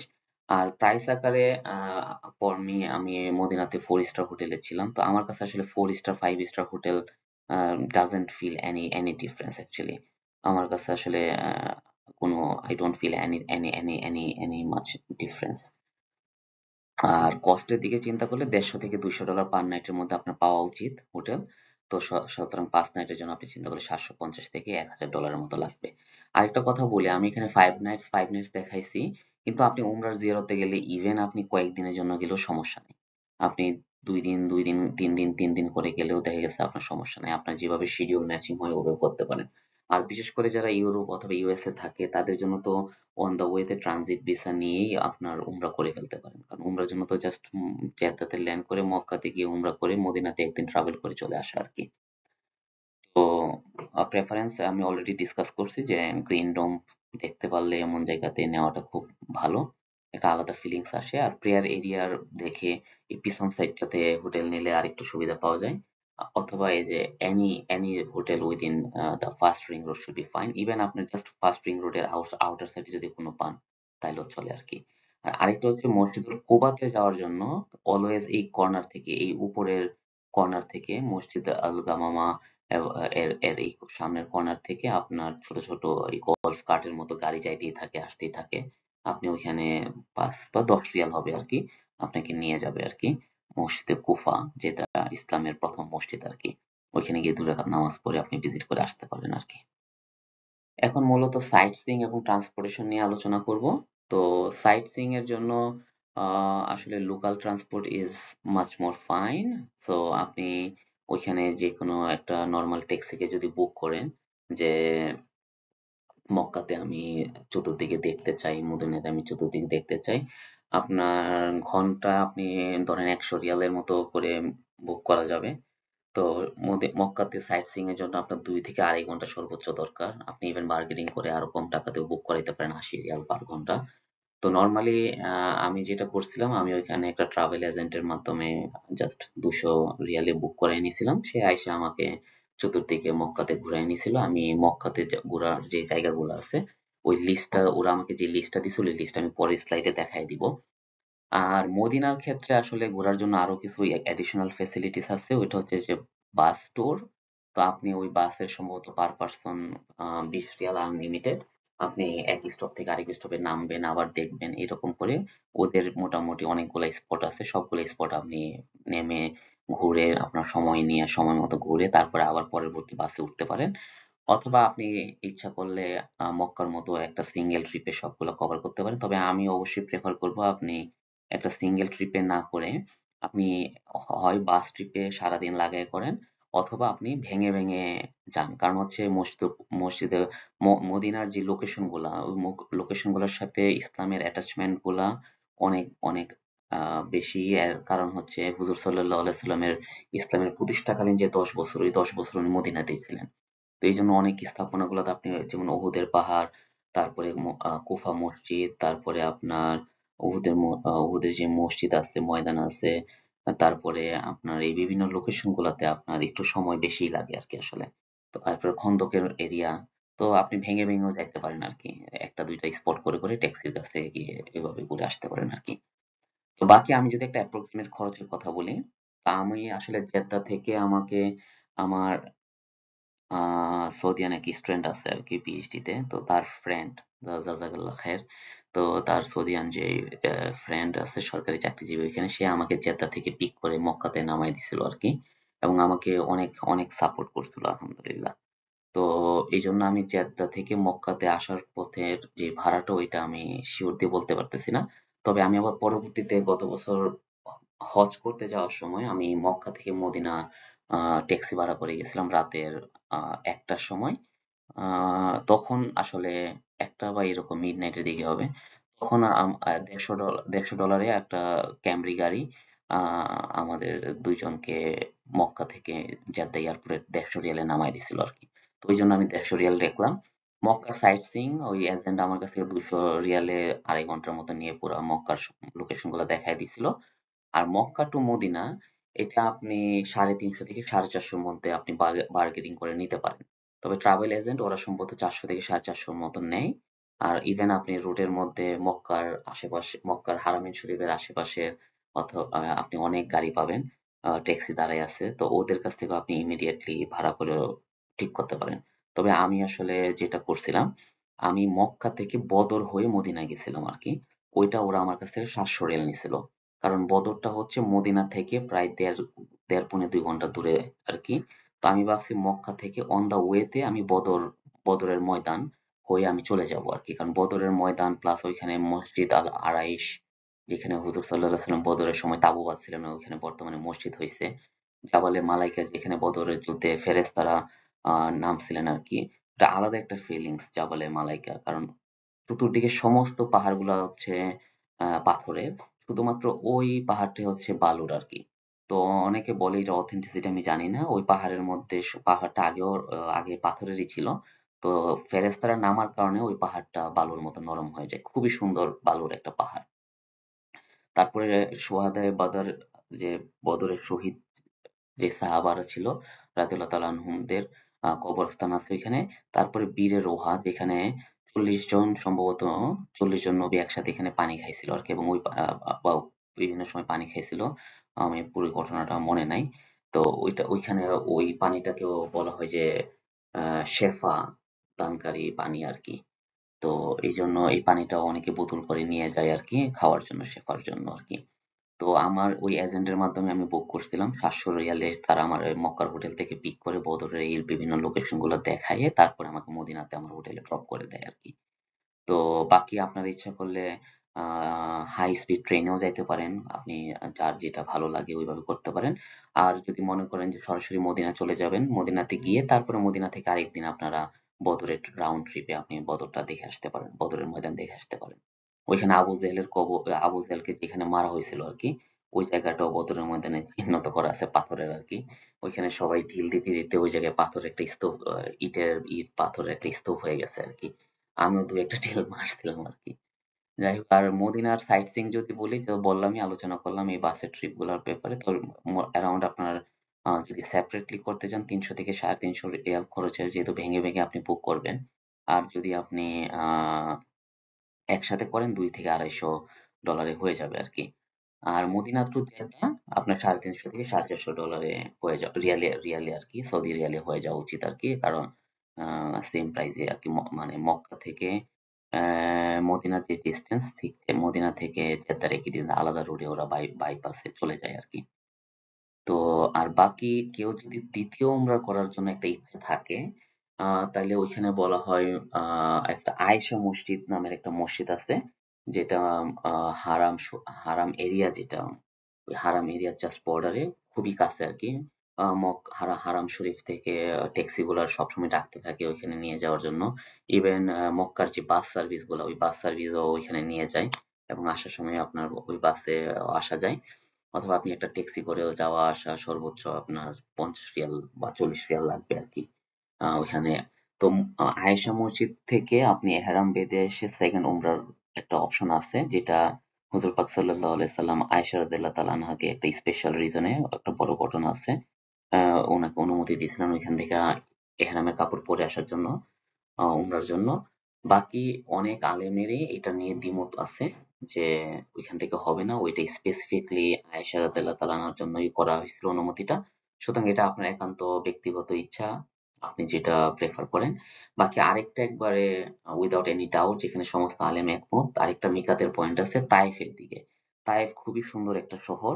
আ সৌদি আরবের একটা অন্যতম গ্রিন সিটি বলা যায় আরকি এটা। এখানে অনেক এগ্রিকালচারাল ল্যান্ড আছে, ফসল হয়, আঙ্গুরের চাষ হয়। তো আপনি তায়েফে একসাথে ঘুরেও আসতে পারেন। প্লাস তায়েফে ঘুরে আসার পথে একটা মিকাত পয়েন্ট আছে। মিকাতে ওয়াদি বলা হয়। এই যে মিকাতে ওয়াদি। মিকাতে ওয়াদি থেকে আপনি এহরামের কাপড় পরে ২ রাকাত নামাজ পড়ে এহরাম বেঁধে আইসা আপনি মক্কাতে আবার সুন্দর করে আপনি সেকেন্ড ওমরা করতে পারেন। তো ওই ক্ষেত্রে আসা যাওয়ার ক্ষেত্রে সর্বোচ্চ ১৮০ থেকে ২৫০ রিয়াল আপনার ট্যাক্সি ভাড়া করবে রিটার্ন আরকি। আ রিয়াল আরকি। আ তো টাইম লাগতে পারে আপনার ২.৫ ঘন্টা। সর্বোচ্চ ৩ ঘন্টা সময় লাগতে পারে আপনার যাওয়া আসার জন্য। আর অথবা আপনি যখন মদিনা থেকে জেদ্দাতে রওনা দিবেন তখন জেদ্দাতে না দিয়ে মদিনা থেকে আপনি মক্কায় ওই সেম ট্যাক্সি ওয়ালাকে বলতে পারেন কিছু অ্যাডিশনাল ১০০ রিয়াল বাড়ায় দিলে আপনি মক্কা হয়েও উমরা করে জেদ্দা চলে আসতে পারেন আরকি। আর মক্কার হারামাইন শরীফে আপনি ব্যাগ জমা দেওয়ার জায়গা আছে। আপনার আ ই যে গেটে আপনারা উমরা ঢুকবেন, কিভাবে বলি ম্যাপটাতে আপনার ওইটার বাম পাশে আরকি আ উমরা গেটের আরো ওই সাইডে তাইসিরের দিকে আরকি একটা খোলা জায়গায় আপনার ওইখানে ব্যাগ স্বল্প সময়ের জন্য রাখা যাওয়ার একটু অপশন থাকতে পারে। আমি সিউর না কারণ ওইখানে আমি অনেক ব্যাগ দেখছি পড়ে আছে আরকি। তো সুতরাং ওইখানে ব্যাগ রাখার একটা অপশন হতে পারে। আপনি ওইখানে একটা ক্রস চেক করতে পারেন আরকি। ট্রান্সপোর্টেশনটা যদি আমি সামারাইজ করি এখানে আপনি জেদ্দায় নামলেন। জেদ্দায় নামার পরে আপনি মক্কায় গেলেন, উমরা করলেন। উমরা করে বদর হয়ে মদিনা চলে গেলেন। মদিনা থেকে আপনি জেদ্দা চলে আসলেন। এই হচ্ছে আপনার বড় আ রুট গুলা। আরেকটা হচ্ছে খুবই ভালো হয় যদি আপনি কস্ট ইফেক্টিভ ভাবে এটা চিন্তা করতে পারেন। এভাবে যদি আপনার ফ্লাইট এক্সপেন্সিভ না হয়ে মোটামুটি খুব একটা বেশি পার্থক্য না হয়, আপনি সরাসরি মদিনায় যাইতে পারেন। তো এটার সুবিধা কি আপনার তাইলে বিমান থেকে এহরামের কাপড় পরার কোনো চটকি ঝামেলাগুলা থাকবে না। আপনি মদিনাতে গিয়ে মদিনার ৫ দিন থেকে তারপরে মদিনা থেকে আসার পথে আপনি বদর হয়ে এদিকে মক্কাতে আসতে পারেন অথবা মদিনা থেকে সরাসরি এই মক্কায় চলে যেতে পারেন এবং ওই সময় আপনি ইহরামের কাপড় পরলেই হবে আরকি। আর টায়ার্ডনেসও থাকবে না, যেমন জেদ্দাতে নামার পরে উমরা করার সময় একটা আপনার টায়ার্ডনেস কাটানোর জন্য ওইটাও থাকবে না। বাকি তারপরে মক্কা থেকে আপনি সবকিছু শেষ করে জেদ্দা থেকে আপনি রিটার্ন ফ্লাইটে চলে আসতে পারেন আরকি। এখানে আমি আর যে সার্ভিসটা ইউজ করছি তারা মক্কা মদিনা সব জায়গাতেই তাদের সার্ভিস আছে। তো এখানে এই যে লিস্ট আছে মক্কাতে, যে লিস্টগুলো আপনি যদি প্রাইভেট কোনো নরমাল ট্যাক্সিকে ইমিডিয়েটলি রিজার্ভ করেন, তাদেরকে এই লিস্ট বরাবর আপনি গুগল ম্যাপ ওদেরকে লিস্টটা দেখাইলে ওরাই আপনাকে সব যেগুলো জায়গায় নিয়ে যাবে আর কি। আর এখানে আমি যে এজেন্ট ইউজ করছি ওই এজেন্টটা হচ্ছে অরিজিনালি ওনার হচ্ছে পাকিস্তানি। ওইখানে 90% ট্যাক্সি ড্রাইভার হচ্ছে পাকিস্তানি, আর 90% হোটেল স্টাফ হচ্ছে বাংলাদেশি। তো এরা যেহেতু আমাদের সাউথ এশিয়ান কোম্পানি, আমি কোনো গ্যারান্টি দিয়ে আপনি কেমন সার্ভিস পাবেন ওইটা আমি বলতে পারবো না, কারণ ওদের লোক অনুযায়ী কেমন হয় আমি তো বলতে পারবো না। আমি জাস্ট একটা সার্ভিস, দুইটা সার্ভিস ইউজ করছি, যে মক্কাতে জিয়ারত আর মক্কা থেকে বদর হয়ে মদিনা। তবে ওরা আমার দুইটা সার্ভিসই ওরা খুব ভালো দিচ্ছে। যেমন স্পেশালি আমি বলবো যে মক্কা থেকে যখন আমি বদর হয়ে মদিনায় যাই, আমি আর আসলে বুক করা ছিল ক্যামরি গাড়ি, টয়োটা ক্যামরি সাইজের গাড়ি। তো বা সেদান সেদান গাড়ি। তো ওরা কি করছে ওই দিন ওদের 7 সিটার একটা বড় গাড়ি ভাড়া হয় নাই। তো ওরা আমাকে ওই সেই সেম সেম 700 রিয়ালেই ওই বড় গাড়ি আমাকে পাঠায় দিছে, এবং এর জন্য আমাকে বলেও নাই যে আপনি আমাদেরকে কিছু টাকা বাড়ায় দেন, আমরা তো আপনাকে বড় গাড়ি দিছি। তো ওরা আমাকে বড় গাড়ি দিয়ে ফ্যাসিলিটিস দিছে বেশি, কিন্তু তারপরে ওরা আমার কাছে সেম 700 রিয়ালই নিছে আর কি। তো এখানে আবার এই যে সাইট সিইং মদিনাতে বদরের নামগুলো দিয়ে দিলাম, আর মদিনার লিস্টটা তো ওইখানে বাস ট্যুরের এখানে লিস্ট আকারে আছে আর কি। তারপরে মদিনার ওই নামগুলো আবার আমি লিস্ট করে দিলাম। মসজিদুল নববী যেটা পাশে, রিয়াদুল জান্নাহ যেটা হচ্ছে হুজুর পাক সাল্লাল্লাহু আলাইহি সাল্লামের কবর থেকে পালপিট পর্যন্ত আর কি যে মিম্বর, ওই জায়গাটাকে বলা হয় রিয়াদুল জান্নাহ, জান্নাতের একটা গার্ডেন, গার্ডেন অফ প্যারাডাইস। তো এখানে এরপর হচ্ছে প্রফেসর সাল্লাল্লাহু আলাইহি সাল্লাম, আবু বকর এবং ওমর রাদিয়াল্লাহু আনহুমদের রওজা মুবারক। তারপর জান্নাতুল বাকি, মসজিদুল কুবা যেটা ইসলামের প্রথম মসজিদ, এবং এখানে আহ, আহ, নামাজ পড়া, 2 রাকাত নামাজ পড়া একটা উমরার নেকির সমান।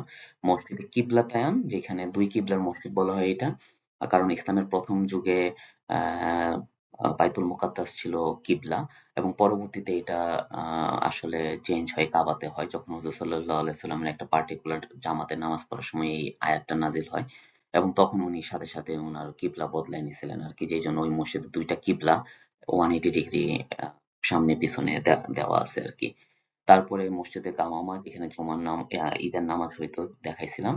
তারপরে উহুদের মাউন্টেন মার্ট, তারপরে উহুদের শহীদদের যে কবরস্থান, এবং ওইখানে হুজুর সাল্লাল্লাহু আলাইহি সাল্লামের যেখানে নামাজ পড়ছেন ওইখানে একটা মসজিদ আছে উহুদের ময়দানে, ওই মসজিদ।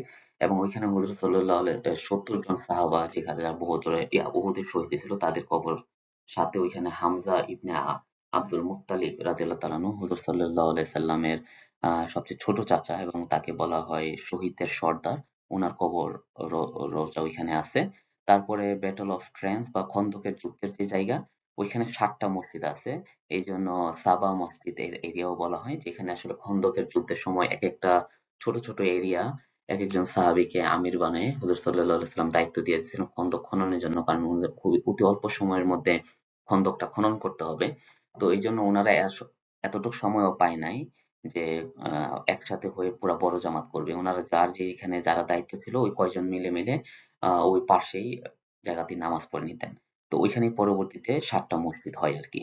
তো এর মধ্যে হচ্ছে সাহাবীদের সালমান আল ফার্সি মস্ক, আবু বকর আল সিদ্দিক রাদিয়াল্লাহু তাআলার নামে মস্ক, উমর বিন খাত্তাব মস্ক, আলী বিন আবি তালিব মস্ক, ফাতিমা তুজ জোহরা মস্ক, এবং মসজিদ আল খান্দাক, এবং আরেকটা মেইন মস্ক যেটা সবচেয়ে উপরে, আল ফাতেহ মস্ক, যে মস্কে থেকে হুজুর সাল্লাল্লাহু আলাইহি ওয়াসাল্লাম খন্দক জয়ের পরে খুতবা দিছিলেন এবং 2 রাকাত শুকরিয়া নামাজ পড়ছিলেন ওইখানে। তারপরে ওয়েল অফ ওসমান রাদিয়াল্লাহু আনহু যেটা মুসলমানদের জন্য খরিদ করছিলেন। আরেকটা হচ্ছে জাবাল আল জিন, যেটা ইসলামিক্যালি কোনো অথেন্টিক প্লেস না, যেখানে জিনদের শক্তির কারণে উল্টা দিকে সবকিছু হইতে থাকে এরকম বলা হয় আর কি। তারপরে আমি এখন একটা অস্ট্রেলিয়ার উমরা প্যাকেজের গুলার দাম একটু হালকা আলোচনা করব। এটা এই জন্য জাস্ট আসলে আপনাদের একটা আইডিয়া দেওয়ার জন্য। তো আপনি সেলফ ম্যানেজ করলে কতটুকু হবে ওইটার সাথে এটা এত কম্পেয়ার করার এত চিন্তা করার ফিল আমার দরকার মনে হয় না। তো নর্মালি আমি এখানকার রিসেন্টলি একটা এজেন্টের কাছ থেকে জিজ্ঞাসা করছিলাম, তারা মোটামুটি $5,370 থেকে প্রায় আহ, আপনার 5,570 আহ, পর্যন্ত বলতেছি বিভিন্ন অক্টোবর এবং নভেম্বর মাস ব্যক্তিকে। এবং কোয়াড রুমে এক এক রুমে 4 জন করে থাকবে, আর এক রুমে 2 জন করে থাকলে ওইটা প্রায় 6,170 এবং 90-এর মতো হয়ে যায়। তো এটা আমার কাছে বিট এক্সপেন্সিভ ফিল হয়েছে সেলফ ম্যানেজের তুলনায়। তারপরে আমি যদি কস্ট গুলা ব্রেকডাউন করি ফ্লাইটের ক্ষেত্রে, আপনার বললাম মিনিমাম 1500, যেটা হচ্ছে বালি হয়ে গেলে ধরেন। আর সর্বোচ্চ আপনি পার পার্সন 2300 থেকে 2600, যেটা আপনি যদি কাতার এবং ওয়ান স্টপে যাইতে চান। তো রাফলি একটা 1,500 ধরে আমি 4 জনের জন্য 6,000 লিখলাম। ভিসা আপনি অন অ্যারাইভাল ভিসা নিতে পারেন 480 রিয়ালে, অথবা ই ভিসা আপনি আগে থেকে অ্যাপ্লাই করে নিতে পারেন, ওইটা হচ্ছে 535। ওদের অন অ্যারাইভাল ভিসা ফেসিলিটি খুবই ভালো। আমার জন্য জাস্ট কাপল অফ মিনিট লাগছে, আমি ওইখানে গেলাম, সাথে সাথে ডিজিটাল স্ক্রিনে এন্ট্রি দিয়ে তারপরে ছবি উঠাই দিয়ে দিল আর কি, একসাথে ইমিগ্রেশন শেষ হয়ে যায় কি ওখানে। তো ভিসার সময় ওই সময় আবার আলাদা করে ইমিগ্রেশন করতে হয় না। তো আমি অনারেবল করছিলাম আর কি। আরেকটা আছে, আপনি উমরা ভিসাও করতে পারেন। তো ওইটার চার্জ কত আমি জানি না, যেহেতু আমি এটা কখনো করিনি। আপনার ওইটা ক্রস চেক করে নিতে পারেন, যেটা আপনার কাছে ফিল ভালো হয়। তবে এই অনারেবল অথবা ই ভিসাটা আপনাকে 1 বছরের ট্যুরিস্ট ভিসা দিয়ে দিবে আর কি। হোটেলস হচ্ছে বকু মক্কা যদি ধরি 5 star 5 night, maximum $100 per night. এবং ওই হিসেবে আপনার আম, এবং মদিনাতে আমি ম্যাক্সিমামটা $200 পার নাইট ধরলাম। 4 স্টার হোটেল আপনি লাকি ভালো থাকলে 5 স্টার হোটেলও পাই যাবেন এই একই দামে 5 নাইটের জন্য। তো টোটাল 1,000, তো 1,000 আর 500 মোট $1,500। ট্রান্সপোর্টেশন ইনক্লুডিং সাইট সিইং, যে মক্কা মদিনার যে ঘোরাঘুরি যে খরচ ওইটা সহ ধরলাম। আর মক্কা থেকে মদিনায় যাওয়ার খরচটা আমি ধরছি বদর হয়ে আর কি, যেটা 700 রিয়াল। জেদ্দা মক্কা বদর মদিনা জেদ্দা, দেন 675 রিয়াল। ফুড আমি সকালবেলা 10 রিয়াল ধরলাম, কারণ ওইখানে ডাল তারপরে রুটি সব এগুলো আসলে 1 রিয়াল করে বিক্রি করে আর কি। তারপরে ডিমও সম্ভবত আপনি 1 রিয়ালে ডিম পাওয়া যাবেন বা 2 রিয়ালে ডিম ভাজি পাওয়া যাবেন। তো সবকিছু মিলে সকালবেলা পার পার্সন 10 রিয়াল ধরলাম, দুপুরে এবং রাতের ক্ষেত্রে 20 রিয়াল 20 রিয়াল। তো মোট জনপ্রতি 50 রিয়াল ডেইলি ধরলাম আর কি। আর বাচ্চাদের জন্য এটা একটু কমাই নিলাম। তো আমার কাছে ফিল হয়েছে এতটুক মানে খাবার কিনলে আপনার জন্য আসলে এনাফ হওয়া উচিত। আর একটু কম খাইলেও সমস্যা নেই, কিন্তু হারাম এরিয়ার ভিতর একটা গুনাহ করলে ওই গুনাহ কিন্তু সিভিয়ার আর কি। এবং খাবার অপচয় করা অনেক বড় একটা গুনাহ। তো আমি অবশ্যই সাজেস্ট করবো আপনারা যেন তেন খাবার কিনে মানে খাবার নষ্ট করার চাইতে অল্প অল্প খাবার কিনে বরং একটু শর্ট পড়াটা ভালো আর কি, যাতে হারামের ভিতর আপনাদের হারাম এরিয়ার মধ্যে যাতে আপনাদের কোনো গুনাহ না হয়ে যায়। আর টোটাল কস্ট ওই হিসেবে আমি যদি ক্যালকুলেট করি 9,575 এবং জনপ্রতি 2,400। আর যদি 2 জন চান ওই ক্ষেত্রে জনপ্রতিটা $3,000 মতো পড়তেছে। অবশ্যই আপনি বিভিন্ন ফ্যাক্টর গুলা আহ, বিভিন্ন ফ্যাক্টর গুলো কাজ করবে, এই প্রাইস এক্স্যাক্টলি নাও ম্যাচিং হতে পারে, because it's really depending on time and how efficiently you are searching. It could be even lower or even could be higher. তো আপনার উপর ডিপেন্ড করে, এটা অবশ্যই কম বেশি হইতে পারে। তো উমরা এজেন্সি গুলো 5 থেকে 6 হাজার মিনিমাম নিচ্ছে, সুতরাং ওই হিসেবে আপনি পার পার্সন অনেক কম খরচে। এবং আমি ফিল করি আপনার 2টা বাচ্চা থাকলে 10,000-এর মধ্যে আপনি আসলে হয়ে যাওয়া উচিত আর কি উমরা ট্রিপটা। তারপরে আমি যদি এটা বাংলাদেশ থেকে তুলনা করি, জাস্ট ফ্লাইট কস্টটা আমি ডিফারেন্ট রাখছি, বাকি সব সেম রাখছি। তাতেও দেখা গেছে 1,33,875 যদি 4 জনে যান। আর যদি 2 জনে যান তাহলে 1,80,000। তো আপনি বাংলাদেশ থেকে উমরা এজেন্সি গুলো নর্মালি 1,30,000 থেকে 1,45,000 নেয়, কিন্তু ওদের ওইখানে কিন্তু লিমিটেড ফ্যাসিলিটিস থাকে। এর মধ্যে আপনি ধরেন তাদের এক রুমে 6 থেকে 8 জন ঢুকায় দেয় 4 জনের রুমে। তারপরে হোটেল গুলা কোনো স্টার না, ওরা নর্মালি ফ্ল্যাট গুলা বুকিং করে, তারপরে বেসিক ফুড দিচ্ছে। সাইট সিং একটা বাসের মধ্যে উঠে আপনাকে একসাথে সবকিছু ঘুরাই নিয়ে চলে আসতেছে। তো বাকি এজেন্টের সুবিধা বলতে আমি যেটা ফিল করি, তারা কিন্তু আপনাকে এমন না যে 10 দিন বা 14 দিন হাতে ধরে ধরে আপনাকে ঘুরায় নিয়ে আসবে। ওরা কিন্তু আপনাকে প্রথম দিন ওই যে বিমানে নিয়ে গিয়ে উমরাটা করানোর পরেই আপনাদেরকে আপনাদের মতো ছেড়ে দিবে, হ্যাঁ আপনারা ঘুরতে থাকেন। পরে আরেকদিন আপনাদেরকে নিয়ে সাইট সিইংটা করাবে, তারপরে আবার মক্কা থেকে মদিনায় নিয়ে যাবে, আবার হোটেলে উঠে বলবে আপনারা যান আসেন। তারপরে আরেকদিন আপনাদেরকে ওইখান থেকে নিয়ে সাইট সিইংটা করে আবার রিটার্ন ফ্লাইটে করে নিয়ে চলে আসবে। এমন না যে আপনাদেরকে একবারে আহামরি খুব বড় কোনো ফ্যাসিলিটিস ওরা প্রতিদিন দিতে থাকবে, তা না আরকি। যদি না আপনারা খুব ভিআইপি কোনো প্যাকেজে না যান। তো ওই ক্ষেত্রে আপনার অবশ্যই যে আপনি বাজেট হোটেল যদি চিন্তা করেন, তো তাইলেও দেখা গেছে রেট গুলা কিন্তু আরো কমে আসে। আমি বাজেট হোটেলেরও একটা রাফ এস্টিমেশন দিছি, যেটা কিনা ওইখানে লোকাল হোটেল গুলাদেরকে জিজ্ঞাসা করছিলাম যে বাজেট হোটেল গুলা কত হইতে পারে বা ফ্ল্যাট টাইপের গুলা। তো ওরা বলছে যে 100 রিয়াল মক্কাতে পার নাইট, আর মদিনাতে 145 রিয়ালের মধ্যে হয়ে যাওয়া উচিত আর কি। ওই নর্মাল হোটেল গুলো আর কি বা ফ্ল্যাট টাইপের হোটেল গুলো। তো বাজেট আকারে হিসাব করলে 4 জন গেলে 1,16,000 বা 17,000, আর 2 জন গেলে 1,46,000 টাকার মতো খরচ হবে। তো বাকি আপনার কিন্তু এক রুমে আপনি 2 জন অথবা 4 জন থাকতেছেন, একটু সুবিধা বেটার নিচ্ছেন আর কি। ঠিক আছে? আর এখানে আমি ডিটেলসে যাব না। আপনি সেলফ ম্যানেজে গেলে আপনার অবশ্যই রিয়াদুজ্জান্না, যেটা আপনার নিজের নসুক অ্যাপের মাধ্যমে বুক করতে হবে। অ্যাজ সুন অ্যাজ আপনার ভিসা হয়ে যাবে, ভিসার নাম্বার পেয়ে যাবেন, তখনই আপনি এটা বুক করতে পারবেন। সুতরাং আপনি ই ভিসাটা যদি নেন, আপনাকে ভিসার নাম্বার দিয়ে দিবে এবং ওই ভিসার নাম্বার দিয়ে আপনি এটা বুক করে নিতে পারেন আর কি। ঠিক আছে? তো যদি আপনি, এবং এটা সম্ভবত 3 দিন অথবা 7 দিন আগে আপনার বুক করতে হয় এবং নির্দিষ্ট টাইমের 1 ঘন্টার ওপেনিং হওয়ার 1 ঘন্টার মধ্যে এটা শেষ হয়ে যায়। সুতরাং আপনার খুব কেয়ারফুল হইতে হবে। ফজরের পর পর ওরা খুলে সম্ভবত, আবার আপনার সময় ভিন্ন হইতে পারে। এটা আপনি বারবার চেক করে ওই রওজা মোবারকের এটা বুক করে নিতে হবে আর কি। যদি আপনার 3 দিনে হয় ডিফারেন্সে, তখন কিন্তু আপনার অস্ট্রেলিয়া থেকে ভিসা করে ই ভিসা করে ওই ভিসা নাম্বার দিয়ে নুসুক অ্যাপে লগ ইন করে আপনার ওটা করে নেওয়া উচিত। আর রিয়াদুল জান্নাতে যাওয়ার সময় আপনার সাথে কিন্তু বাচ্চা নিয়ে গেলেও বাচ্চা ঢুকতে পারবে না। বাচ্চার জন্য আলাদা রেজিস্ট্রেশন লাগবে, আর ছোট বাচ্চাদের ওইখানে যাইতে দেয় না আর কি। সুতরাং আপনারা হাজবেন্ড এবং ওয়াইফের বুকিংটা আপনারা ডিফারেন্ট টাইমে করবেন আর কি। ইভেন একজনের সাথে একজনের যাতে পুরা একজন সকালে করলে আরেকজন বিকালে, অথবা একজন আজকে করলে আরেকজন কালকে, এরকম করতে করেন, যাতে আরেকজন বাচ্চাগুলোকে লুক আফটার করতে পারে। আর নাহলে আপনারা বিশাল হ্যাসেলের মধ্যে পড়বেন আর কি, বাচ্চা নিয়ে আর কি। তারপরে রোজার বুকিং এর ডিফারেন্ট স্টেপ গুলা কয়েকটা ধাপে দেখাই দিলাম আর কি এখানে। তো এইভাবে আপনারা বুকিং করতে পারেন।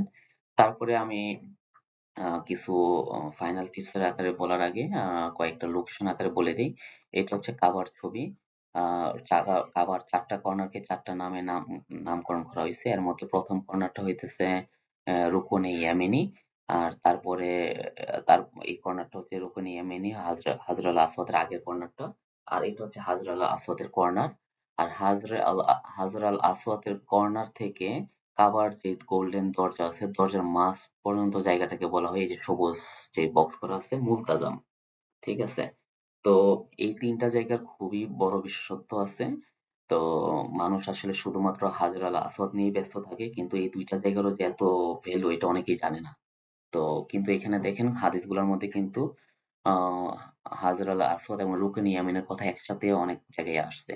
যে হযরত ইবনে ওমর রাদিয়াল্লাহু তাআলা আনহু বর্ণনা করেন, হযরত সাল্লাল্লাহু আলাইহি সাল্লাম বলেছেন, হাজর আল আসওয়াদ ও রুকন ইয়ামিনী উভয়কে স্পর্শ করলে পাপ মোচন হয়। আবার আশা করে যে সহিহ নিয়তে হাজর আসওয়াদ ও রুকন ইয়ামিনীকে স্পর্শ বা চুম্বন বা ইশারা করায় আল্লাহ তাআলা হজ ও উমরা পালনকারীদের গুনাহ মাফ করে দিবেন। কিয়ামতের দিন এই রূপদ্বয় তার স্পর্শকারী ও চুম্বনকারীর জন্য গুনাহ মাফ, নাজাতের সুপারিশ করবে। এবং আল্লাহ তাআলা মুসলিম উম্মাহর সব হজ ও উমরা পালনকারী হাজর আসওয়াদ, রুকন ইয়ামানীকে যথাযথ সম্মান ও মর্যাদার সাথে স্পর্শ চুম্বন করার তৌফিক দান করুক, আমিন। আর মুলতাজাম হচ্ছে দোয়া কবুলের জায়গা। এখানে হুজুর সাল্লাল্লাহু আলাইহি সাল্লাম তার বুক মিলায়ে ২ হাত এবং কপাল লাগিয়ে দোয়া করছিলেন।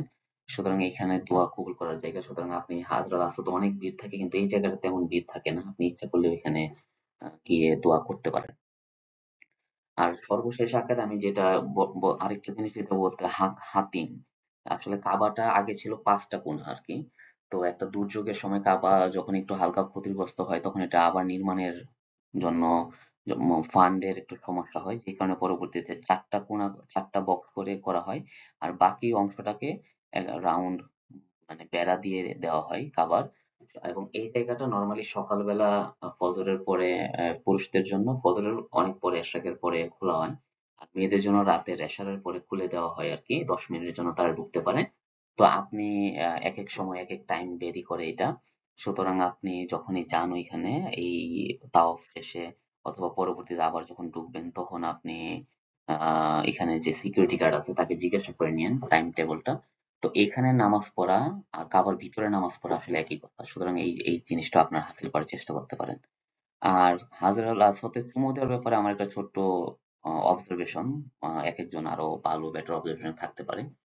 তো আপনি নর্মালি আসলে হাজর আল আসওয়াদের মানুষ চুমু দেওয়ার পরে, যেহেতু আহ তাওয়াফটা ক্লকওয়াইজ হয়, তার মানে এই দিক থেকে চাপটা সবসময় এদিকে আসতে থাকে, মানে রুকন ইয়ামিনের দিক থেকে হাজর আসওয়াদের দিকে মানুষ ঘুরতে থাকে এবং চাপ এদিক থেকে এদিকে আসতে থাকে। সুতরাং আপনি যদি রেড এরো গুলা দিয়ে ট্রাই করেন, মানে অপোজিট দিয়ে অ্যান্টি ক্লকওয়াইজ ট্রাই করেন, তার মানে আপনি হাজরুল আসওয়াদের কাছে যাওয়ার সম্ভাবনা আপনার খুবই ক্ষীণ। তো এই জন্য নর্মালি আমি যেটা ফিল করি যে কাবার দেয়াল ঘেঁষে রুকনি ইয়ামিনী থেকে আগাইতে থাকা, ধীরে ধীরে ধীরে ধীরে, আপনার আধা ঘন্টা লাগুক সমস্যা নাই, 1 ঘন্টা লাগুক, ধীরে ধীরে আগাইতে থাকা। এই যে লোকগুলা দেখতেছেন কাবার সাইড ঘেঁষে ধারে ধারে ধীরে ধীরে আগায় আসতেছে। তারপরে আপনি এইভাবে আগায় আসে যখন হাজরা আসওয়াদের পাথরের সামনে আসবেন, তখন জাস্ট সামনে লাফ দিয়ে নিচে পড়ে যাবো আর কি। যখন ওই মানুষটা যখন বাইর হয়ে যাবে, সে বাইর হয়ে যাওয়ার কারণে হাজরুল আসওয়াদের এই জায়গা, সে একটা মানুষ চুমু দেওয়ার পরে সে কিন্তু বাইর হয়ে আসবে এই দিক দিয়ে, নর্মালি রেড এরো গুলা দেখছেন এইদিকে সে বাইর হয়ে আসার চেষ্টা করে। সে যখন বাইর হয়ে আসার চেষ্টা করে, এখানে একটা গ্যাপ ক্রিয়েট হয় হাজরুল আসওয়াদের সামনে বরাবর। তখনই আপনি এই সাইড থেকে ঠপ করে ঢুকে যেতে পারবেন, ঢুকে গিয়ে এখানে চুমা দিয়ে আবার আপনি বাইরে আসতে পারবেন। ইভেন আপনার একটু 30 ডিগ্রি অ্যাঙ্গেলও গেলেও এটা সম্ভব আর কি। তবে একটা জিনিস আমি অবশ্যই বলতে চাই যে হাজর আল আসওয়াদে চুমু দেওয়া হচ্ছে সুন্নত, কিন্তু মুসলমানকে কষ্ট দেওয়া হচ্ছে হারাম। আর স্পেশালি ওইখানে অনেক সময় অনেক মহিলা, আল্লাহ মাফ করুক, ঢুকে যায় পুরুষদের ভিড়ের ভিতর। এটা ওই মহিলারও ঢোকা উচিত না, কারণ সে মহিলাদের পুরুষদের স্পর্শ লাগতেছে তার জন্য। তারপরে যদি কোনো মহিলা এরকম ঢুকে যায়, অ্যাজ এ ম্যান হিসেবে আপনার ওই জায়গাতে ওই মহিলার সাথে মানে যাতে ঘষা লাগে, চুমু দিতে হবে এরকম ভাবে প্রেশারাইজ না করে, ওই চুমা না দেওয়া, বরং আপনি ওইসব কেসে অ্যাভয়েড করা আর কি, চুমু দেওয়া আর কি। আর অবশ্যই এটা আপনার রিটার্ন ফ্লাইটের আগ মুহূর্তে করতে যায় না, কারণ আপনি হাজার আসতে যখন চুমু দিতে যাবেন, ওই সময় যে চাপাচাপি হবে, ওই চাপাচাপিতে আপনার মিনিমাম 1 থেকে 2 দিন আপনার শরীরটা ব্যথা করবে আর কি। সুতরাং রিটার্ন ফ্লাইটের আগ মুহূর্তে এটা কখনোই করতে চায় না আর কি। আর কিছু অ্যাডিশনাল টিপস আকারে যদি বলতে চাই, ধর ফ্লাইট গুলা আগে বলছি, ফ্লাইট এবং হোটেল গুলা যত তাড়াতাড়ি পারেন আগে বুক করে নেওয়া ভালো, 3 থেকে 4 মাস আগে। হোটেলটা হারামাইন এবং মসজিদে নববীর যত কাছাকাছি নেওয়া যায়, ওয়াকিং ডিস্টেন্সে ভালো। এবং আপনি পিক আওয়ার গুলা অ্যাভয়েড করতে পারেন চিপার রেটের জন্য। আর অফলাইনে গুগল ম্যাপ ডাউনলোড করতে পারেন, যেটা আপনার ওয়াকিং এবং সাইট সিইং এর সময় অনেক কাজে লাগতে পারে যদি নেটওয়ার্কে কোনো প্রবলেম হয়। আর সবসময় কিছু ক্যাশ ক্যারি করবেন আর কি। আর ভিসা কার্ড এবং মাস্টার কার্ডের মতো কিছু আহ, একটা কার্ড নিয়ে রাখবেন ইমার্জেন্সির জন্য। ওখানে এটিএম বুথ থেকে আপনি টাকাগুলো উঠাইতে পারবেন। ভালো 5 স্টার হোটেলগুলোর নিচে এটিএম বুথ গুলা থাকে। বাকি ইভেন কাবা চত্বরে আপনার দারুল তৌহিদ যে হোটেলটা, এবং ইভেন মক্কা টাওয়ার অথবা এই ওইগুলাতেও আপনি এটিএম বুথ পাবেন আর কি। দারুল তৌহিদের গ্রাউন্ড ফ্লোরে আপনি পাবেন আর কি। আর সিম কার্ড আপনার জেদ্দার এয়ারপোর্ট থেকে আমি নেই নাই। এর কারণ হচ্ছে যে আসলে আমার আমার ছাত্রের যে ফ্রেন্ড, সে আমার জন্য সিম অ্যাক্টিভ করে নিয়ে গেছিল আর কি। বাকি আমি যখন হজ করতে গেছিলাম তখন আমি আসলে দেখছি যে এই আহ যেই হারাম শরীফে এন্ট্রি এবং মসজিদ নববীর যে এন্ট্রি, কত মানুষ আসলে একবারে টেবিল, ছোট ছোট টেবিল নিয়ে বসে থাকে আর কি, যেটা আপনি ইজিলি ইয়ে করতে পারেন আর কি, নিয়ে নিতে পারেন আর কি ওইখান থেকে আর কি অ্যাক্টিভ করে। আরেকটা ফাইনাল জিনিস হচ্ছে, অনেকে আছেন অস্ট্রেলিয়াতে থাকেন কিন্তু এখনো অস্ট্রেলিয়ান পাসপোর্ট পান নাই, তাদের জন্য অন অ্যারাইভাল ভিসা অথবা ই ভিসা সম্পর্কে আমি ঠিক জানি না। তো তাদের জন্য এটা আপনার একবার সম্ভবত উমরা ভিসা অ্যাপ্লাই করতে হবে মনে হয়, অথবা ট্যুরিস্ট ভিসা অ্যাপ্লাই করলেও করা যাবে। তো ওইটা আপনি প্রসেসটা জেনে নিতে পারেন। তবে আমার এক ফ্রেন্ড, তার অস্ট্রেলিয়ার পিআর ছিল তখন, এবং তখন আপনার বাংলাদেশি পাসপোর্টে সে কি করছে, বাংলাদেশের একজন উমরা এজেন্সির কাছ থেকে, তাকে সম্ভবত সে আমাকে যেটা বলছিল 17,000 বাংলাদেশি টাকাই দিছিল আর কি পার পার্সন। তো সে ওইখান থেকে বাংলাদেশি পাসপোর্টের উপর থেকে অনলাইনে ভিসা করে দিয়েছে, যেহেতু সবগুলা উমরা অ্যাপ্লাই পর্যন্ত সব অনলাইন, তার বাংলাদেশি পাসপোর্ট এখান থেকে বাংলাদেশে পাঠানো লাগে না। ওই এজেন্টের লোকই তাকে ওই পুরা ভিসাটা করে ওইখান থেকে ই ভিসা করে দিয়ে দিছে আর কি। কারণ উমরা ভিসাটা আসলে ই ভিসাই হয় আর কি। তো সুতরাং আপনি বাংলাদেশের যেকোনো এজেন্ট থেকেও ইচ্ছা করলে আপনি এরকম একটা ভিসা করায় নিয়ে তারপর অস্ট্রেলিয়া থেকে আপনি ফ্লাই করতে পারেন আর কি, ইচ্ছা করলে কোনো সমস্যা নাই। তো এই হচ্ছে ওভারঅল। সবাইকে অনেক অনেক ধন্যবাদ। আল্লাহ তাআলা আমাদের সবাইকে কবুল হজ এবং উমরা করার তৌফিক দান করুক। আবারও বলতেছি, উমরা হচ্ছে মাত্র কয়েক ঘন্টার একটা কাজ। সুতরাং এটা নিয়ে এত প্যানিক হওয়ার দরকার নাই যে সেলফ গাইডের হয়ে যাব কিভাবে, এটা কিভাবে কি করব। তো এটা খুবই সহজ, আল্লাহ তাআলা খুব সহজ করে দিয়েছেন এই যে উমরাটাকে। তো সুতরাং আশা করি সবাই এখান থেকে কিছু হোক উপকৃত হবেন। আর সবাই সবার জন্য দোয়া করি আল্লাহ তাআলা আমাদের সবাইকে আহ কবুল উমরা এবং হজ করার তৌফিক দান করুক। আর প্রেজেন্টেশনে কোনো ভুল ত্রুটি হয়ে থাকলে ক্ষমা সুন্দর দৃষ্টিতে দেখবেন। সবাইকে আবারও ধন্যবাদ। জাযাকাল্লাহ খায়ের। আসসালামু আলাইকুম ওয়া রাহমাতুল্লাহ।